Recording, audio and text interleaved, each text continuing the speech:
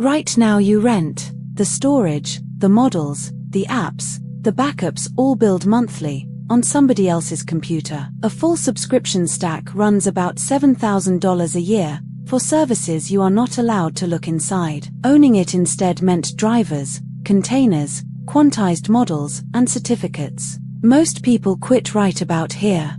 Until now, Companion Hub turns a computer you already own into a private AI server. Start with the desktop, mini PC, or laptop already in the room. Hub reads it first, processor, memory, graphics, and storage, and works out what this machine can run. Then it picks the models that fit, each one priced in the memory it needs. Then bring the agents you already like. OpenClaw, Hermes, Claude Code, OpenCode, one click each, on your own machine. When the badge turns green, it is running on hardware you own, not rented from anyone. You decide what each service can reach: this machine only, your private network, or the open web. And the rest of the shelf is open source replacements for the subscriptions you are tired of paying. No data center, no subscription. You are not renting any of it.